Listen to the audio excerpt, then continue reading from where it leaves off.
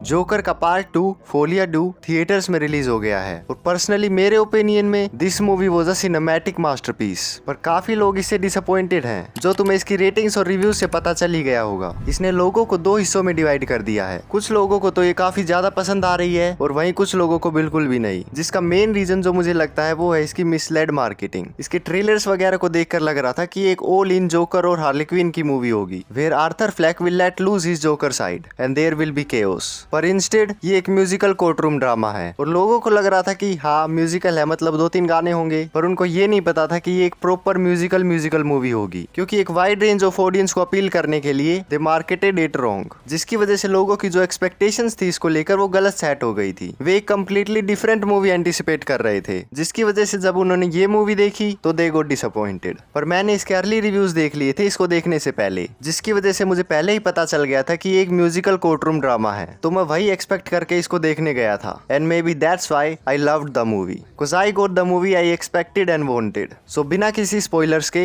Let's try to break down why I think this movie is a misunderstood masterpiece.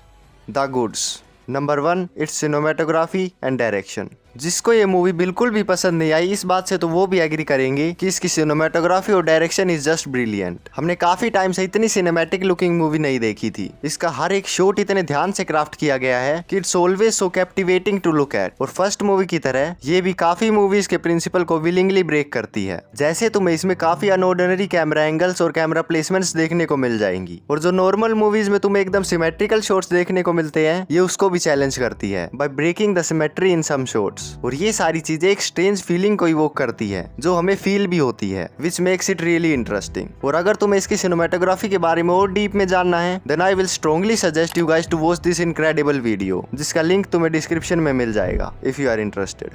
Number 2, realism. इस पर capitalise करने के लिए वे easily joker को बहुत ज्यादा ग्लोरीफाई करके दिखा सकते थे and most of the people would have loved it, but they didn't do it. They kept it realistic and didn't sacrifice on their creativity just to make more money। अब मैं ये नहीं कह रहा कि हर मूवी को एकदम रियलिस्टिक होना जरूरी ही है। डेफिनेटली मैं भी एक कॉमिक एक्यूरेट जोकर की मूवी देखना चाहूंगा, but I also wanted to see a realistic approach. और मोस्ट ऑफ द पीपल इसीलिए डिसअपॉइंटेड हैं क्योंकि उन्हें एक highly glorified comical joker movie चाहिए थी, but instead they got Arthur Fleck movie. But that was the whole point of this movie and what it was trying to say कि सब joker को जानते हैं और उसे ही देखना चाहते हैं। No one wants Arthur Fleck. और वो लास्ट नोक नोक जोक भी इसी बारे में था कि Arthur Fleck who, and there is no punchline to it because that was the real punch कि no one knows the real Arthur Fleck and that was so relatable क्योंकि आर्थर फ्लैक की तरह we all are performing to be us but that's not who we really are but no one wanna see the real you।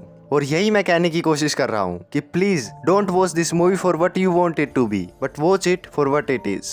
Number 3, making it a musical. Now इसको musical रखने का decision सबको पसंद नहीं आएगा क्योंकि सबका टेस्ट अलग होता है, पर मुझे ये डिसीजन काफी सही लगा। अब मैं भी कोई म्यूजिकल फैन नहीं हूँ, मैंने 2-3 म्यूजिकल मूवीज ही देखी होंगी, but I like them and they didn't make it a musical movie just for the sake of it. Music plays a big role in it. हम आर्थर फ्लैक के उस fantasy world को music के through काफी अच्छे से experience कर पाते हैं और वो म्यूजिक को यूज करता है अपने आप और अपनी फीलिंग्स को एक्सप्रेस करने के लिए। And I could relate to him because I am a big hip hop head and I also sometimes use music to express myself। No, I don't make music, but yeah, I write sometimes. So it worked for me।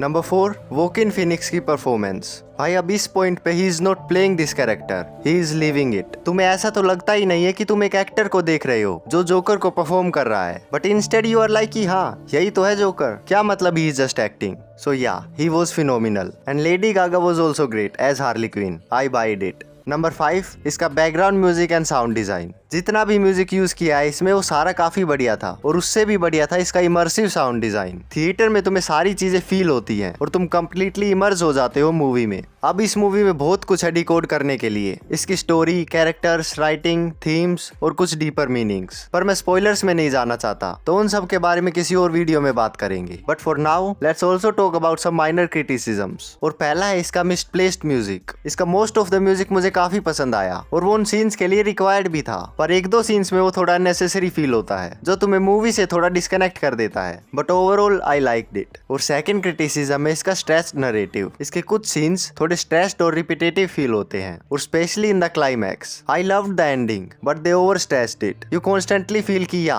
It's a good place to end, but it does not end there. And sometimes you also feel कि please don't end it here, और thankfully वो वहां भी खत्म नहीं होती है। And at the end I liked where it ends. तो ओवरऑल मुझे ये मूवी काफी ज्यादा पसंद आई। So I will give it 4.5 stars out of 5 because it was almost the exact movie I wanted it to be. So please don't sleep on it. मैं suggest करूंगा कि तुम इसे थिएटर्स में देखने जाओ because it's an one time experience. पर ये ध्यान में रखना कि ये एक एक्शन थ्रिलर मूवी नहीं है, it's a musical courtroom drama. तो अगर ये एक्सपेक्ट करके जाओगे then you won't be disappointed.